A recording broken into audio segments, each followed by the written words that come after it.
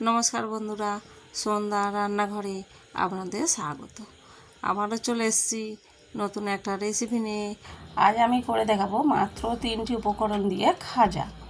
তো বন্ধুরা, এই খাজাটা খেতে খুবই ভালো লাগে, খাস্তা আর মুচমুচে হয়। এই খাজাটা এতটা খেতে সুন্দর, খাস্তা মুচমুচে, আপনারা খেয়ে বুঝতেই পারবেন না এটা দোকানে না ঘরে বানানো। তাহলে দেখুন কিভাবে খাজাটা বানাচ্ছি।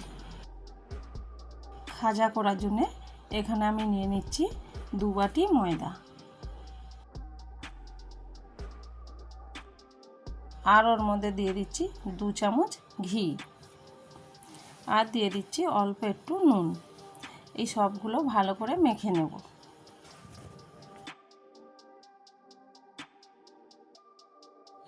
ঘিটা ভালো করে মাখানো হয়ে গেছে। এবারে এর মধ্যে আমি দিয়ে দিচ্ছি জল। এর মধ্যে অল্প অল্প জল দিয়ে মাখতে হবে, খুব বেশি জল দিলে হবে না, মানে পাতলা হয়ে যেতে পারে। অল্প অল্প জল দিয়ে এইভাবে মেখে নিতে হবে। দেখুন ডোটা আমার ঠিক এরকম হয়েছে, ময়দাটা মাখিয়ে ঠিক এরকম হয়েছে, বেশি পাতলা নয় আর খুব বেশি শক্ত নয়। তো আমি এটা চাপা দিয়ে 15 মিনিট রেখে দিচ্ছি। ততক্ষণ আমি চিনি শিরাটা বানিয়ে নিচ্ছি। যে বাটিতে ময়দা নিয়েছিলাম ওই বাটিতে আমি চিনি দিলাম, 1 বাটি চিনি দিলাম, আর হাফ বাটি চিনি দিয়ে দিলাম। আমি 2 বাটি ময়দাতে হাফ বাটি চিনি দিলাম। আপনারা চাইলে চিনি কম বেশি দিতে পারেন। ওই বাটির মাপে 1 বাটি জল দিলাম। এবার গ্যাসের ওভেনটা ধরিয়ে দিলাম, দিয়ে ভালো করে নাড়াচাড়া করে চিনিটা গলিয়ে নেব।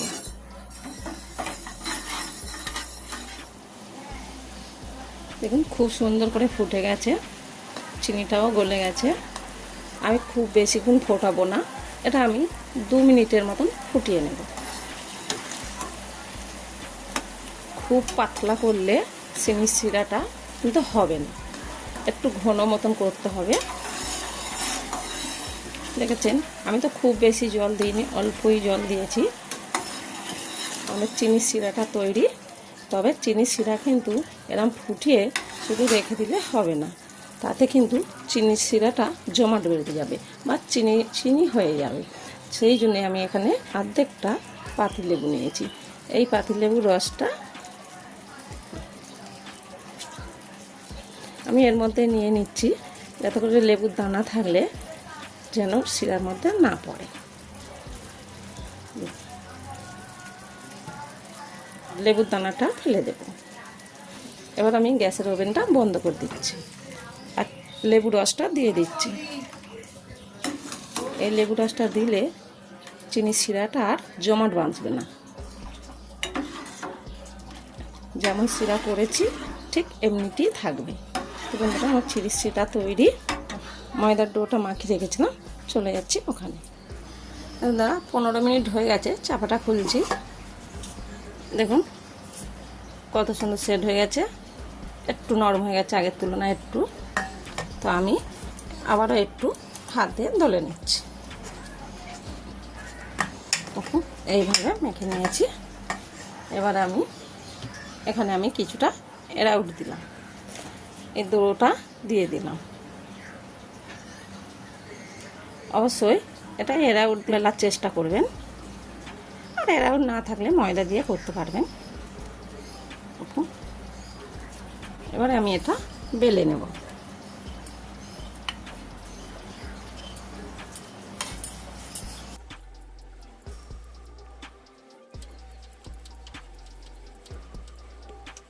এটা যত পারবেন পাতলা করে বেলবেন, চেষ্টা করবেন খুব পাতলা করে বেলার।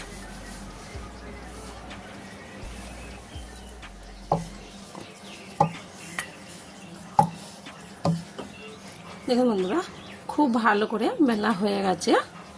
এবার এখানে আমি এরাউট নিয়েছি, এরাউটটা একটু চা ছাঁকুনির মধ্যে দিয়ে দিচ্ছি। তবে এই এরাউটটা চা ছাঁকুনির মধ্যে এইভাবে সব দিকে লাগিয়ে দিতে হবে। দেখুন বন্ধুরা খুব ভালো করে এরা উটটা আমি এর মধ্যে লাগিয়ে দিয়েছি। তো এরা উটটা এরকম করে অবশ্যই দিতে হবে, খুব ভালো লেয়ারটা বোঝা যাবে। বন্ধুরা, আপনাদের কাছে এরকম বড় জায়গা যদি না থাকে, বড় করে বেলে না করতে পারেন, আপনারা কিন্তু রুটির মতন লেকচি কেটে নেবেন, করে এরকম একটার পর একটা লেয়ার দিয়ে দিয়ে করবেন। আমি মনে করি এরকম বড় করে বেললে খুব কাজটা খুব সহজভাবে হয়ে যায়। আর দেখুন বন্ধুরা, এবার আমি কি করব, এইভাবে আমি অল্প করে মুড়ে দিচ্ছি। দেখুন, এইভাবে খুব ছোট ছোট করে মুড়ে দিতে হবে।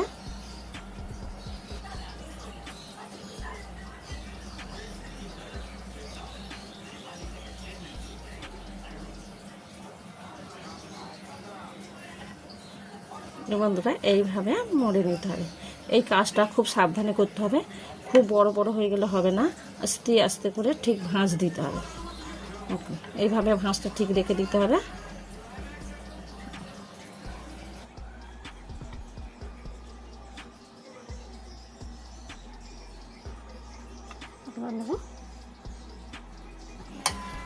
দেখতে পাচ্ছেন পুরোটা হয়ে গেছে, অল্প একটু বাকি আছে। বন্ধুরা, এই ধারটাতে কিন্তু আমি একটু জল লাগিয়ে নেব, তাতে করে খুব ভালো সেট হয়ে যাবে। বন্ধুরা, এইভাবে পুরোটা মুড়ে নিলাম। দেখুন, তারপরে দেখতে পাচ্ছেন খুব সুন্দর এখানে একটা সেট হয়ে গেছে, জুড়ে গেছে যাকে বলে। না হলে কিন্তু এটা খুলে যাবে, মাঝে মাঝে যে লেয়ারটা দিয়েছি ওটা কিন্তু ছেড়ে যাওয়ার সম্ভাবনা থাকে। বন্ধুরা, দেখতে পাচ্ছেন হাত দিয়ে একটু আমি এরকম করে নিচ্ছি, একদম হালকা হাতে, খুব জোরে কিন্তু চাপা যাবে না। কত সুন্দর এগ রোলের মতন মুড়ে নিয়েছি দেখুন। অবশ্য খুব ধার ছুরি নিতে হবে, তাহলে কাটলে লেয়ারগুলো ভালো বোঝা যাবে। দেখুন বন্ধুরা, এই ধারটা আপনারা কেটে ফেলেও দিতে পারেন, নিতেও পারেন। তো আমি ধারটা আলাদাভাবে রেখে দিচ্ছি কেটে। তবে খুব ধার ছুরি হলে কিন্তু খুব ভালো হয়। এটা আমি সাইডে রেখে দিলাম। এবার আমি ছোট ছোট করে কেটে নেব।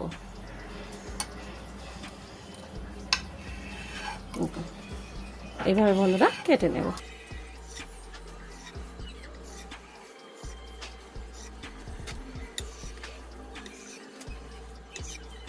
বন্ধুরা, সবগুলো আমার কাটা হয়ে গেছে। আমি এখান থেকে একটা তুলে আপনাদের দেখাচ্ছি। দেখুন কত সুন্দর লেয়ারগুলো ভালো বোঝা যাচ্ছে। দেখুন, আরও একটা তুলে দেখাচ্ছি। দেখুন কত সুন্দর, এইভাবে সবগুলো করে নিয়েছি। তো আপনারা এইটা এরকমভাবে তুলে হাত দিয়ে একটু এরকম চেপে নেবেন। আর তাও যদি না হয় তাহলে আপনারা বেলের মাড়ি দিয়ে বেলে নিতে পারেন। আমি দেখাচ্ছি আপনাদের। এটা এরকমভাবে নিয়ে হাতে এরকম আলতোভাবে চেপে এই বেলেনটা দিয়ে আপনি হালকাতে এরকম বেলে নিতে পারেন। তাতে করে লেয়ারগুলো খুব ভালো বোঝা যাবে। এইভাবে আমি সবগুলো করে নেব। দেখুন, আঙুলের সাহায্যে এইভাবে চেপে নিলাম। দেখুন বন্ধুরা, সবগুলো ভালো করে আমার করা হয়ে গেছে। আমি একটা প্লেটের মধ্যে তুলে নিলাম। দেখুন বন্ধুরা, এখানে আমি একটা প্যান বসিয়ে দিয়েছি। প্যানে কিছুটা তেল গরম করতে দিয়েছি। হালকা তেল গরম হয়েছে, খুব চড়া তেল গরম করলে হবে না, হালকা হালকা তেল গরম হবে। তার মধ্যে আমি গোঁজাগুলো ছেড়ে দেব। আরও একটা ছেড়ে দিচ্ছি।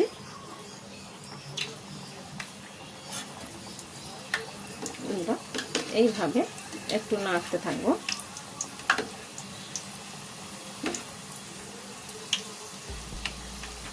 উল্টে দিলাম একটা। ভাজাগুলো এইভাবে তেলের মধ্যে ছাড়ার পরে এরকম একটা কাঁটা চামচ দিয়ে গজাটাকে সোজা করে তেলটা গজার ওপরে দিতে হবে। দিলে দেখবে আস্তে আস্তে লেয়ারটা ফুলে বোঝা যাবে ভালো।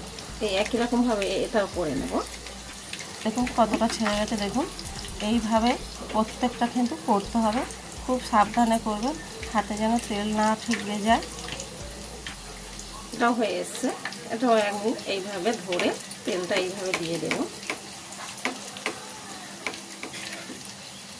তেলটা কিন্তু এরকম ওপরে দিতে হবে, তাহলে দেখতে পাচ্ছেন লেয়ারটা কত সুন্দর এসছে, সবগুলোই বোঝা যাচ্ছে। দেখুন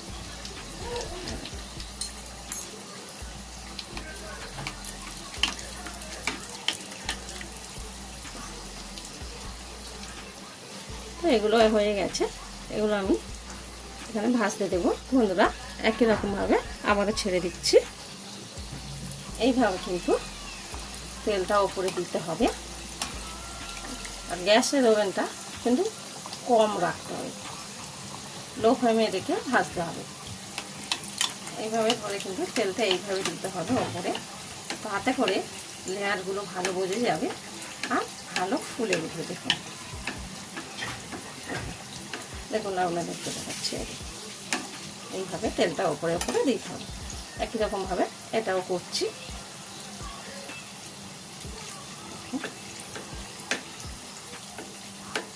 এইভাবে ওপরে ওপরে তেলগুলো দেখুন কত সুন্দর, আপনারা বুঝতে পারছেন লেয়ারগুলো। তবে বন্ধুরা এরকম একটা কাঁটা চামচ নেবেন আর একটা ডাবু জাতীয় কিছু নেবেন, কাঁটা চামচ নিয়ে এইভাবে ধরে ওপরে তেলটা দিতে সুবিধা হবে। তো এই কাজটা একেবারে সবগুলো দিয়ে করলে হবে না, এরকম অল্প অল্প দুটো দুটো করে দিয়ে করতে হবে। তবে আপনারা যদি ভাবেন এই কাজটা এইভাবে করবেন না, একসাথে তেলে ছেড়ে দেবেন, লুচির মতন ভেজে নেবেন, তাতে করে কিন্তু ভালো হবে না, এরকম লেয়ারগুলো ভালো বোঝাও যাবে না। এই কাজটা কিন্তু এরকমভাবে করতে হবে।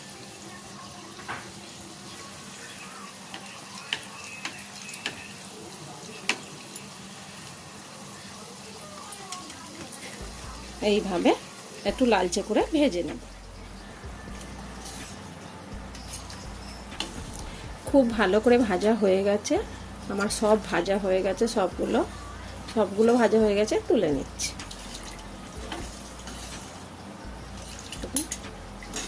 এই একটা ছাঁকনির মধ্যে দিয়ে এইভাবে তেলটা ছেঁকে নিতে হবে, যেহেতু এখানে লেয়ার আছে, লেয়ারের মধ্যে অনেকটা তেল থেকে থাকে, তাহলে এইভাবে দিয়ে তেলটা আমাকে ঝরিয়ে নিতে হবে।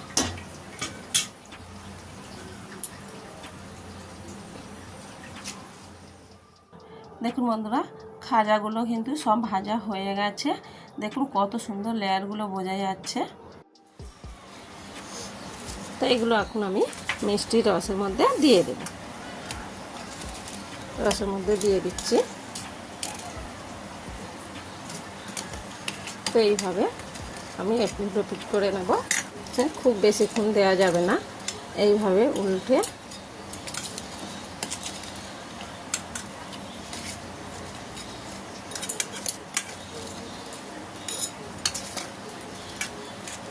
বন্ধুরা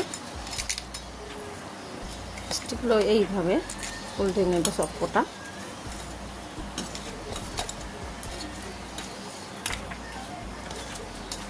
খুব বেশিক্ষণ দেব না, খুব বেশিক্ষণ দিলে যে মচমচে ভাবটা রয়ে যায় ওই মচমচে ভাবটা থাকবে না।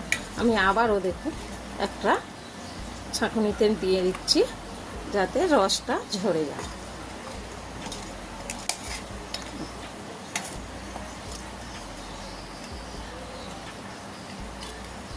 এপিট ওপিট উল্টে তুলে নিতে হবে, খুব বেশিক্ষণ রাখা যাবে না, এইভাবে তুলে নিতে হবে। এখানে আমি একটা প্লেট নিয়েছি, প্লেটের মধ্যে দিয়ে দিই, এইভাবে সবগুলো করে নেব। বন্ধুরা আমাদের খাজা কিন্তু তৈরি। এই খাজাটা কতটা খাস্তা আর মচমচে হয়েছে দেখুন, হাত দিয়ে হালকা করে চাপতে গুঁড়ো হয়ে গেল। এই খাজাটা আপনারা ঘরে অবশ্যই বানিয়ে একবার খেয়ে দেখবেন, বাড়ির লোক একবার খেলে আবারও খেতে চাইবে। আমার খাস্তাটা কেমন হয়েছে কমেন্টে জানাবেন।